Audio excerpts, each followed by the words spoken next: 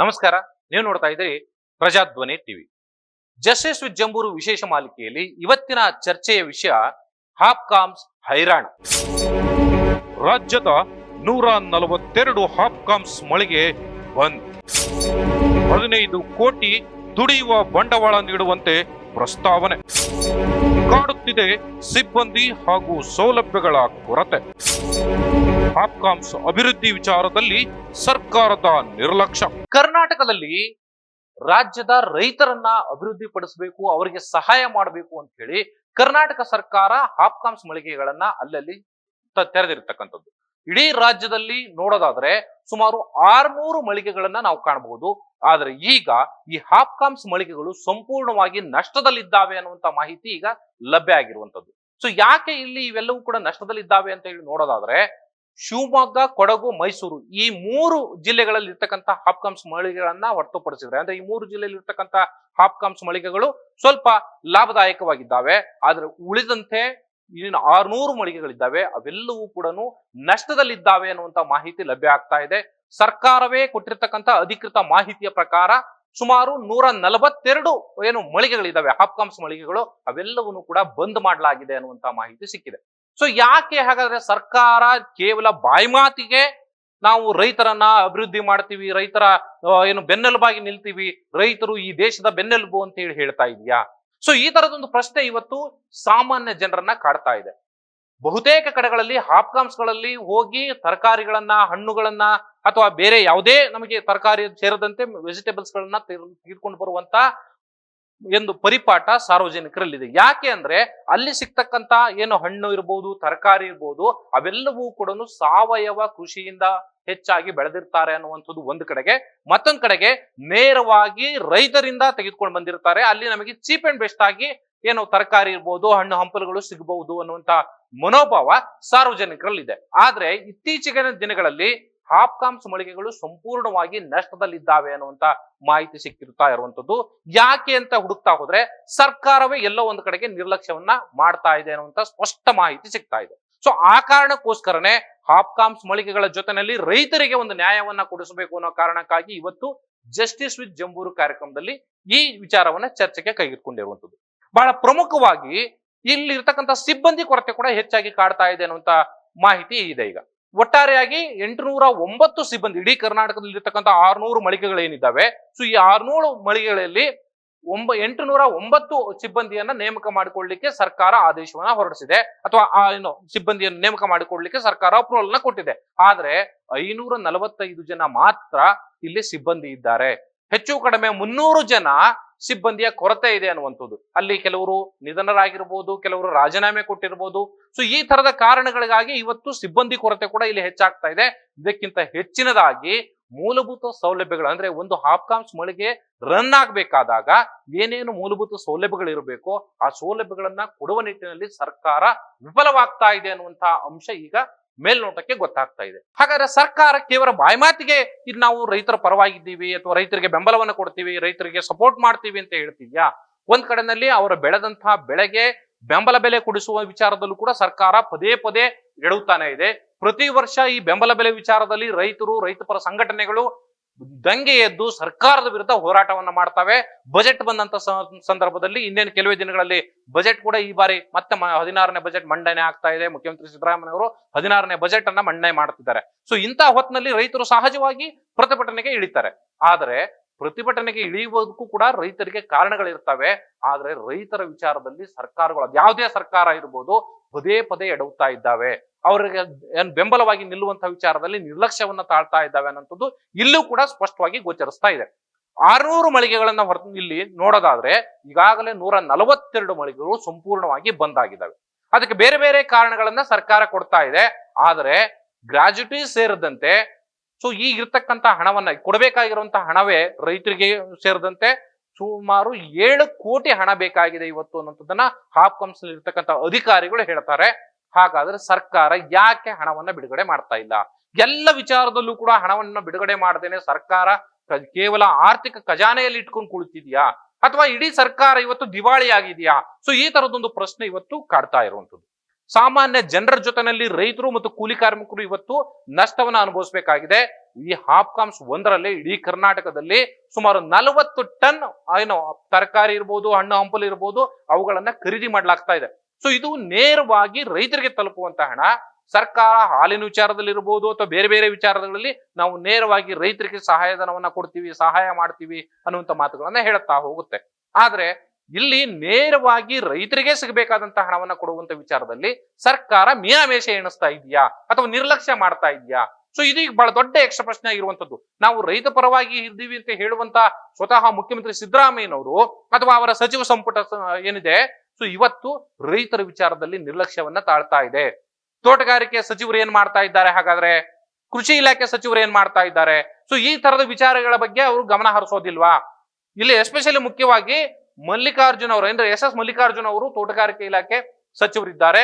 ಚೆಲುವರಾಯಸ್ವಾಮಿ ಅವರು ಇಲ್ಲಿ ಏನು ಕೃಷಿ ಇಲಾಖೆ ಸಚಿವರಿದ್ದಾರೆ. ಸೊ ಇವರಿಬ್ಬರು ಹಾಗಾದ್ರೆ ಏನ್ ಮಾಡ್ತಾರೆ? ರೈತ ಪರವಾಗಿ ಮುಖ್ಯಮಂತ್ರಿಗಳ ಬಳಿ ಹೇಳಿ ಕನಿಷ್ಠ ಈಗ ಇರತಕ್ಕಂಥದ್ದು 7 ಕೋಟಿ ಈಗ ಸಾಲ್ಟೇಜ್ ಬಂದಿರತಕ್ಕಂಥದ್ದು, ಜೊತೆಗೆ ಇಡೀ ಹಾಪ್ಕಾಮ್ಸ್ಗಳು ಸರಿಯಾಗಿ ನಡೆಯಬೇಕು ಅನ್ನೋದಾದ್ರೆ ಕೇವಲ 15 ಕೋಟಿ ಹಣ ನಮಗೆ ಬೇಕಾಗಿದೆ ಅನ್ನುವಂಥದ್ದನ್ನ ಈಗ ಅಧಿಕಾರಿಗಳು ಹೇಳ್ತಾರೆ. ಜೊತೆಗೆ ಈ ಒಂದು 15 ಕೋಟಿ ಹಣ ಹಾಪ್ಕಾಮ್ಸ್ ಮಳಿಗೆಗಳನ್ನ ಚೆನ್ನಾಗಿ ನಡೆಸಲಿಕ್ಕೆ ಬೇಕಾಗುತ್ತೆ ಅಂತ ಹೇಳಿ ಸರ್ಕಾರಕ್ಕೂ ಕೂಡ ಪ್ರಸ್ತಾವನೆಯನ್ನ ಸಲ್ಲಿಸಿದ್ದಾರೆ. ಆದ್ರೆ ಇದುವರೆಗೂ ಕೂಡ ಹಣವನ್ನ ಬಿಡುಗಡೆ ಮಾಡಿಲ್ಲ. ಯಾಕೆ ಹಾಗಾದ್ರೆ? ಇದು ಇಲ್ಲಿ ಏನು ನಾನು ಹೇಳಿದ ಹಾಗೆ 40 ಟನ್ ಆಹಾರ, ಏನು ತರಕಾರಿ ಇರ್ಬೋದು, ಹಣ್ಣು ಹಂಪಲುಗಳು ಇರ್ಬೋದು, ರೈತರು ಏನೇನ್ ಬೆಳೀತಾರೋ ಅವೆಲ್ಲವನ್ನು ಕೂಡ ಮಾರಾಟ ಮಾಡ್ಲಿಕ್ಕೆ ಹಾಪ್ಕಾಮ್ಸ್ ನಲ್ಲಿ ಒಂದು ನೇರ ಮಾರುಕಟ್ಟೆ ವ್ಯವಸ್ಥೆ ಇರುವಂತದ್ದು. ನಾವೀಗ ಬೇರೆ ಬೇರೆ ಇರ್ತಕ್ಕಂಥ APMCಗಳಲ್ಲಿ ಮತ್ತೊಂದ್ ಕಡೆಯಲ್ಲಿ ತೆಗೆದುಕೊಂಡು ಹೋದ್ರೆ ಅಥವಾ ಬೇರೆ ಬೇರೆ ಖಾಸಗಿ ಮಾರುಕಟ್ಟೆಗಳಿಗೆ ತೆಗೆದುಕೊಂಡು ಹೋದ್ರೆ ಅಲ್ಲಿ ದಲ್ಲಾಳಿಗಳ ಹಾವಳಿ ಹೆಚ್ಚಾಗುತ್ತೆ. ಸಹಜವಾಗಿ ನೀವು ಈಗ ಒಂದು ತರಕಾರಿಯನ್ನ ನೀವು ಅಲ್ಲಿ 10 ರೂಪಾಯಿಗೆ ರೈತರಿಂದ ತೆಗೆದುಕೊಂಡು ಬರುವಂತಹ ಈ ದಲ್ಲಾಳಿಗಳು ಇಲ್ಲಿ 40 ರೂಪಾಯಿ, 50 ರೂಪಾಯಿ, 60 ರೂಪಾಯಿ ಮನಸೋ ಇಚ್ಛೆ ದರವನ್ನ ನಿಗದಿ ಮಾಡಿ ಕೊಡ್ತಾರೆ.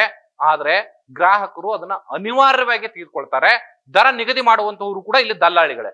ಆದ್ರೆ ಹಾಪ್ಕಾಮ್ಸ್ ನಲ್ಲಿ ಹಾಗಾಗೋದಿಲ್ಲ. ನೇರವಾಗಿ ಏನು ಬೆಲೆ ಇದೆಯೋ ಅದಕ್ಕೆ ಸ್ವಲ್ಪ ಮಟ್ಟದ ಪ್ರಮಾಣದ ಬೆಲೆಯನ್ನ ಇಟ್ಟು ರೈತರನ್ನ ತೆಗೆದುಕೊಂಡು ಬಂದು ಇಲ್ಲಿ ಮಾರಾಟ ಮಾಡಲಾಗುತ್ತೆ. ಎಕ್ಸಾಂಪಲ್ ನಾ ಹೇಳೋದಾದ್ರೆ ಅಲ್ಲಿ ಏನು ನಿಮಗೆ 20 ರೂಪಾಯಿಯನ್ನ ಈ ಮಾರುಕಟ್ಟೆಯಲ್ಲಿ ಏನ್ ಸಿಗುತ್ತೋ ಅದಕ್ಕಿಂತ ಕಡಿಮೆ ದರದಲ್ಲಿಯೇ ಹಾಪ್ಕಾಮ್ಸ್ ಗಳಲ್ಲಿ ತರಕಾರಿಗಳು ಸಿಗ್ತವೆ. ಜೊತೆಗೆ ಅವೆಲ್ಲವೂ ಕೂಡ ಗುಣಮಟ್ಟದಿಂದ ಕೂಡಿರ್ತವೆ, ಯಾವುದೇ ಕೆಮಿಕಲ್ ಗಳನ್ನ ಜಾಸ್ತಿ ಬಳಸೋದಿಲ್ಲ. ಜೊತೆಗೆ ಇಲ್ಲಿ ಆರ್ಗ್ಯಾನಿಕ್ ಫುಡ್ ಕೂಡ ಜಾಸ್ತಿಯಾಗಿ ಇಲ್ಲಿ ಸಿಗುತ್ತೆ. ಅಂದ್ರೆ ತರಕಾರಿಗಳು ಇರ್ಬೋದು, ಹಣ್ಣು ಹಂಪಲು ಇರ್ಬೋದು, ಆರ್ಗ್ಯಾನಿಕ್ ಇದರಲ್ಲಿ ಅಂದ್ರೆ ಸಾವಯವ ಕೃಷಿಯಿಂದ ತಯಾರು ಮಾಡಿದಂತಹ ತರಕಾರಿಗಳು, ಹಣ್ಣು ಹಂಪಲುಗಳು ಕೂಡ ಇಲ್ಲಿ ಸಿಗ್ತವೆ. ಸೊ ಆ ಕಾರಣಕ್ಕಾಗಿ ಇವತ್ತು ಈ ಹಾಪ್ಕಾಮ್ಸ್ ನಲ್ಲಿ ಮಾರುಕಟ್ಟೆ ವ್ಯವಸ್ಥೆ ಇವತ್ತು ಹೆಚ್ಚಾಗಿ ಒಂದು ವ್ಯಾಲ್ಯೂನ ಪಡ್ಕೊಂಡಿದೆ. ಆದ್ರೆ ಇವತ್ತು ಶಾಪಿಂಗ್ ಮಾಲ್ಗಳಿರ್ಬೋದು ಅಥವಾ ಬೇರೆ ಬೇರೆ ಮಾರುಕಟ್ಟೆ ವ್ಯವಸ್ಥೆಯಿಂದ ಕೂಡ ಸ್ವಲ್ಪ ಮಟ್ಟಿನ ಪೆಟ್ಟು ಬಿದ್ದಿದೆ. ಆದ್ರೂ ಕೂಡ ಪೈಪೋಟಿಯನ್ನು ನಡೆಸಲಿಕ್ಕೆ ಹಾಪ್ಕಾಮ್ಸ್ಗಳು ಇವತ್ತು ತಯಾರಿ ಆಗಿದ್ದಾವೆ. ಆದರೆ ಅಲ್ಲಿ ಸಿಬ್ಬಂದಿಯ ಕೊರತೆ ಇದೆ. ನಾನು ಈಗಾಗಲೇ ಹೇಳಿದಾಗೆ 809 ಜನ ಇರಬೇಕಾದಂತ ಜಾಗದಲ್ಲಿ ಕೇವಲ 525 ಜನ ಇವತ್ತು ಕೆಲಸ ಮಾಡ್ತಾ ಇದ್ದಾರೆ ಅನ್ನೋದಾದ್ರೆ ಹಾಗಾದ್ರೆ ಇನ್ನೂ 300 ಜನರ ಅವಶ್ಯಕತೆ ಇವತ್ತು ಹಾಪ್ಕಾಮ್ಸ್ ಗಳಿಗಿದೆ. ಸೊ ಅವುಗಳ ನೇಮಕ ಆಗಬೇಕು, ಸಿಬ್ಬಂದಿಯ ನೇಮಕ ಆಗಬೇಕು ಒಂದು ಭಾಗ.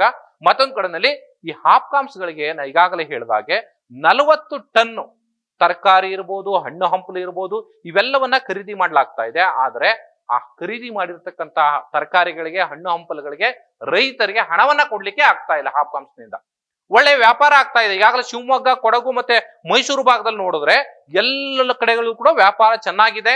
ಆದ್ರೆ ಉಳಿದ ಜಿಲ್ಲೆಗಳಿಗೆ ಹೋಲಿಸಿದ್ರೆ ಈಗ ಬೆಂಗಳೂರಿನಲ್ಲಿ ಹೆಚ್ಚು ಕಡಿಮೆ ಒಂದು 300 ಕಡೆಗಳಲ್ಲಿ ಸಂಚಾರಿ ವಾಹನಗಳು ಸೇರಿದಂತೆ ಹಾಪ್ಕಾಮ್ಸ್ ಮಳಿಗೆಗಳಿದ್ದಾವೆ.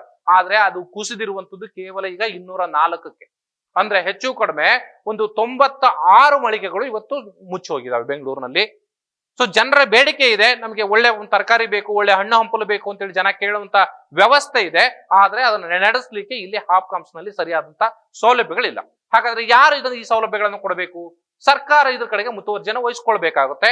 ಆದ್ರೆ ಅದನ್ನು ಮುತುವರ್ಜಿಯನ್ನು ವಹಿಸುವ ನಿಟ್ಟಿನಲ್ಲಿ ಸರ್ಕಾರ ಸಂಪೂರ್ಣವಾಗಿ ನಿರ್ಲಕ್ಷ್ಯವನ್ನು ತಾಳ್ತಾ ಇದೆ, ಸೋತು ಹೋಗಿದೆ ಎಂದು ಕೂಡ ತಪ್ಪಾಗ್ಲಿಕ್ಕಿಲ್ಲ. ರೈತರ ಪರವಾಗಿ ನಿಜಕ್ಕೂ ನಿಮಗೆ ಕಾಳಜಿ ಇದ್ರೆ ಅದು ಕೃಷಿ ಸಚಿವರು ಇರ್ಬೋದು, ತೋಟಗಾರಿಕೆ ಇಲಾಖೆ ಸಚಿವರು ಇರ್ಬೋದು, ಸ್ವತಃ ಮುಖ್ಯಮಂತ್ರಿಗಳ ಆದಿಯಾಗಿ ನಾನು ಹೇಳ್ತಾ ಇರುವಂತದ್ದು, ನಿಮಗೆ ನಿಜಕ್ಕೂ ರೈತರ ಪರವಾಗಿ ಕಾಳಜಿ ಅನ್ನೋದಿದ್ರೆ, ರೈತರಿಗೆ ಸಹಾಯ ಮಾಡಬೇಕು ಅನ್ನೋ ಮನಸ್ಥಿತಿ ಇದ್ರೆ ಮೊದಲು ಈಗಾಗಲೇ ಏನು ಮಾರ್ಚ್ಗೆ ಈ ವರ್ಷದ ಆರ್ಥಿಕ ವರ್ಷ ಮುಗಿದು ಹೋಗುತ್ತೆ, ಅಷ್ಟರ ಒಳಗಡೆ ಆಗಿ 15 ಕೋಟಿಯನ್ನು ಬಿಡುಗಡೆ ಮಾಡುವಂತದ್ದು ಬಹಳ ದೊಡ್ಡ ಕೆಲಸ ಏನಲ್ಲ. ರೈತರ ವಿಚಾರದಲ್ಲಿ ನಾವು ರೈತರ ಪರವಾಗಿದ್ದೀವಿ ಹಾಗೆ ಹೀಗೆ ಅಂತ ಕಂತೆ ಪುರಾಣ ಹೇಳುವಂತ ಈ ಜನನಾಯಕರಿಗೆ 15 ಕೋಟಿಯನ್ನ ಕೊಟ್ಟು ಈ ಹಾಪ್ಕಾಮ್ಸ್ ಗಳಲ್ಲಿ ಒಳ್ಳೆ ರೀತಿ ವ್ಯಾಪಾರ ಆಗುವಂತದ್ದು, ಜೊತೆಗೆ ಹಣ ಮತ್ತು ವಾಪಸ್ ಬರುತ್ತೆ, ರೈತರಿಗೂ ಕೂಡ ಸಹಾಯ ಆಗುತ್ತೆ, ಸರ್ಕಾರಕ್ಕೂ ಕೂಡ ಹಾಪ್ಕಾಮ್ಸ್ ಮೂಲಕ ಲಾಭಗಳನ್ನ ಗಳಿಸಬಹುದು. ಯಾಕೆಂದ್ರೆ ನಮ್ಮ ಕಣ್ಣು ಮುಂದೆಯೇ ಈಗ 3 ನಿದರ್ಶನಗಳಿದ್ದಾವೆ. ಶಿವಮೊಗ್ಗ, ಏನು ಮೈಸೂರು ಮತ್ತೆ ಕೊಡಗು, ಈ ಭಾಗದಲ್ಲಿ ಹೇಗೆ ಇಲ್ಲಿ ಡೆವಲಪ್ ಆಗ್ತಾ ಇದೆ ಅನ್ನೋದನ್ನ ನಾವು ಪ್ರಾಯೋಗಿಕವಾಗಿ ತೆಗೆದುಕೊಂಡು ಕೂಡ ಅದನ್ನ ಉಳಿದ ಮಳಿಗೆಗಳಿಗೆ ವಿಸ್ತರಿಸುವಂತ ಕೆಲಸ ಆಗಬೇಕು. ಆದ್ರೆ ಇಲ್ಲಿ ಅದು ಆಗ್ತಾ ಇಲ್ಲ. ಸೊ ಆ ಕಾರಣಕ್ಕಾಗಿ ಈಗ 142 ಮಳಿಗೆಗಳು ಸಂಪೂರ್ಣವಾಗಿ ಮುಚ್ಚಿ ಹೋಗಿದಾವೆ. ಸೊ ಇದನ್ನ ಮತ್ತೆ ಈಗ ಪುನರಾವರ್ತನೆಯನ್ನು ಅಂದ್ರೆ ಅವನ್ನ ಮತ್ತೆ ತೆರೆದು ಬಾಗಿಲುಗಳನ್ನ ತೆರೆದು ಅವುಗಳಲ್ಲಿ ಮತ್ತೆ ಏನು ಹಾಪ್ಕಾಮ್ಸ್ಗಳಲ್ಲಿ ತರಕಾರಿ ಅಥವಾ ಹಣ್ಣು ಹಂಪಲುಗಳನ್ನ ಮಾರಾಟ ಮಾಡುವಂತ ವ್ಯವಸ್ಥೆ ಆಗ್ಲೇಬೇಕು. ಇಲ್ಲದೆ ಹೋದ್ರೆ ರೈತರಿಗೆ ನೀವೇನೇ ಬಾಯಿ ಮಾತಿನಲ್ಲಿ ನಾವು ನ್ಯಾಯ ಕೊಡ್ತೀವಿ ಅಂತ ಹೇಳ್ತಾ ಇದ್ರು ಕೂಡ ಅದು ಬಾಯಿ ಮಾತಿನಲ್ಲಿ ಮಾತ್ರ ಆಗುತ್ತೆ ಹೊರತು ಕಾರ್ಯರೂಪಕ್ಕೆ ಬರುವಂತ ಕೆಲಸ ಆಗೋದಿಲ್ಲ. ಸೊ ಆ ಕಾರಣಕ್ಕಾಗಿ ದಯಮಾಡಿ ಸರ್ಕಾರಗಳು ಈ ನಿಟ್ಟಿನಲ್ಲಿ ಯೋಚನೆಯನ್ನ ಮಾಡಬೇಕು. ಜೊತೆಗೆ ಏನು 15 ಕೋಟಿ ಬಹಳ ದೊಡ್ಡ ಕಷ್ಟ ಅಲ್ಲ ರೀ ಸರ್ಕಾರಕ್ಕೆ. ರೈತರ ಪರವಾಗಿ ನಿಂತರೆ ಅವರಿಗೆ ನೇರವಾಗಿ ಮಾರುಕಟ್ಟೆ ವ್ಯವಸ್ಥೆಯನ್ನ ಕಲ್ಪಿಸಿದ್ರೆ ರೈತರೇ ತಂದು ನಿಮಗೆ ಎಷ್ಟು ಬೇಕೋ ಅಷ್ಟು ತರಕಾರಿಗಳನ್ನ, ಹಣ್ಣು ಹಂಪಲುಗಳನ್ನ, ಸೊಪ್ಪುಗಳನ್ನ ತಂದು ಮಾರ್ತಾರ್ರಿ, ನಿಮಗೆ ಕೊಡ್ತಾರೆ. ಆದ್ರೆ ಈ ಒಂದು ಜನರಿಗೆ ಅವ್ರದ್ದು ಪಡೆದಂತ ಒಂದು ತರಕಾರಿಗೆ, ಹಣ್ಣು ಹಂಪಲುಗಳಿಗೆ ನೀವು ಕೊಡೋಕೆ ದುಡ್ಡಿಲ್ಲ, ನಿಮ್ಮ ಸರ್ಕಾರದಲ್ಲಿ ನೀವೇ ಮೀನಮೇಷ ಎಣಿಸ್ತೀರಿ ಅನ್ನೋದಾದ್ರೆ ನಿಮ್ಮ ಗ್ಯಾರಂಟಿ ಯೋಜನೆಗಳನ್ನ ಸಕ್ಸಸ್ ಮಾಡ್ಕೊಳ್ಳಿಕ್ಕೆ ಹೊರಟಿದ್ದೀರಾ? ವಿವಿಧ ಎಲ್ಲ ಇಲಾಖೆಗಳಲ್ಲೂ ಇವತ್ತು ಹಣ ಬಿಡುಗಡೆ ಆಗಿಲ್ಲ ಅನ್ನುವಂತ ಅಂಕಿ ಅಂಶಗಳೇ ಸಾರಾಸಗಟ ಸಿಗ್ತಾ ಇದೆ ಇವತ್ತು. ಸೊ ಹೀಗಿರುವಂತ ಸಂದರ್ಭದಲ್ಲಿ ದಯಮಾಡಿ ನಿಮ್ಮ ಗ್ಯಾರಂಟಿ ಯೋಜನೆಗಳನ್ನ ಏನ್ ಮಾಡ್ಕೊಳ್ತೀರೋ ಅದು ನಿಮಗೆ ಬಿಟ್ಟಿದ್ದು, ನಿಮ್ಮ ಮ್ಯಾಂಡೇಟರಿ ಅದು. ಯಾಕೆಂದ್ರೆ ನೀವು ಈ ಚುನಾವಣೆ ಸಂದರ್ಭದಲ್ಲಿ ಘೋಷಣೆಗಳನ್ನ ಮಾಡ್ಕೊಂಡಿದ್ದೀರಿ, ನಾವು ಕೊಟ್ಟ ಮಾತಿಗೆ ತಪ್ಪೋದಿಲ್ಲ, ನಾವು ನುಡಿದಂತ ನಡೆದಿದ್ದೇವೆ ಅಂತ ಹೇಳಿ ನೀವು ಪುಟಗಟ್ಟಲೆ ಜಾಹೀರಾತುಗಳನ್ನ ಹಾಕ್ಸ್ಕೊಂಡ್ರೆ ಅದು ನಿಮ್ಮ ತೆವಲವು. ಆದ್ರೆ ಇದು ಮೂಲಭೂತ ಸೌಲಭ್ಯಗಳನ್ನ ಕೊಡಲೇಬೇಕಾದಂತ ಕರ್ತವ್ಯ. ಅದು ನೀವು ಈಗ ಇತ್ತೀಚಿನ ದಿನಗಳಲ್ಲಿ ಒಂದು ಒಳ್ಳೆಯ ಪ್ರಯತ್ನ, ನಾವು ಅದನ್ನ ಅಲ್ಲೆಗಳಿತಾ ಇಲ್ಲ, ಆದ್ರೆ ಅದು ಜನರ ಹಕ್ಕು. ನೀವು ಗ್ಯಾರಂಟಿ ಯೋಜನೆಗಳನ್ನು ಕೊಡಬೇಕಾಗಿರುವಂತದ್ದು ಗ್ಯಾರಂಟಿ ಯೋಜನೆಗಳು ಮಾತ್ರ ಅಲ್ಲ, ನೀವು 5 ಯೋಜನೆಗಳನ್ನು ಮಾತ್ರ ಕೊಡ್ತಾ ಇದ್ದೀರಿ.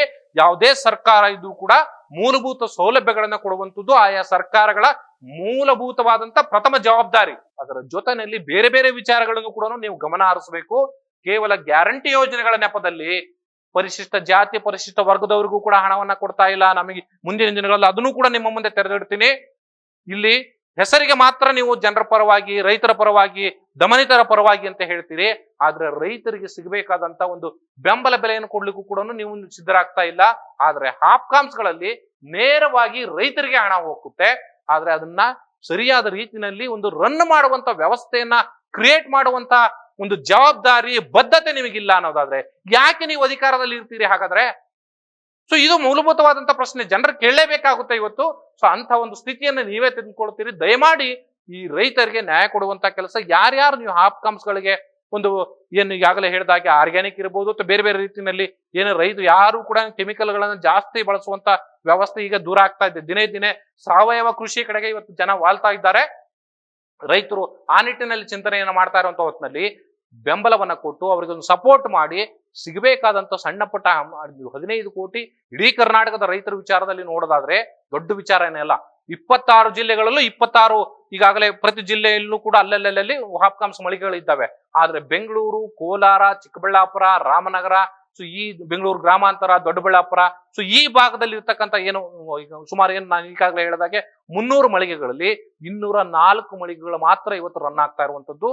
ಸೊ ಉಳಿದ ಮಳಿಗೆಗಳನ್ನು ಕೂಡ ನೀವು ರನ್ ಅಪ್ ಮಾಡಬೇಕು ಅಥವಾ ಅವುಗಳನ್ನ ರನ್ ಮಾಡಬೇಕು ಅಂದ್ರೆ ಮೊದಲು ಈ 15 ಕೋಟಿಯನ್ನ ಹಣವನ್ನ ಬಿಡುಗಡೆ ಮಾಡಿದ್ರೆ ಈ ಸುತ್ತಮುತ್ತಲ ಜಿಲ್ಲೆಗಳಲ್ಲಿ ಇರತಕ್ಕಂಥ ರೈತರಿಗಿರ್ಬೋದು ಅಥವಾ ಬೇರೆ ಕಡೆಯಿಂದ ಇಲ್ಲಿಗೆ ಹಣ್ಣು ತರಕಾರಿಗಳನ್ನು ಸಪ್ಲೈ ಮಾಡುವಂತ ರೈತರಿಗೆ ಇದು ಮೊದಲ ಬಾರಿಗೆ ಸಹಾಯ ಆಗುತ್ತೆ. ದಯಮಾಡಿ ಈ ಕೆಲಸವನ್ನ ಮಾಡಿ ನೀವು ಈ ನಿಟ್ಟಿನಲ್ಲಿ ಯೋಚನೆಯನ್ನ ಮಾಡಬೇಕು. ಆ ಮೂಲಕ ರೈತರಿಗೆ ಬೆನ್ನೆಲುಬಾಗಿ ನಿಲ್ಬೇಕು ಅಂತ ಹೇಳ್ತಾ ಈ ಕಾರ್ಯಕ್ರಮ ಮುಗಿಸೋಣ. ನಮಸ್ಕಾರ.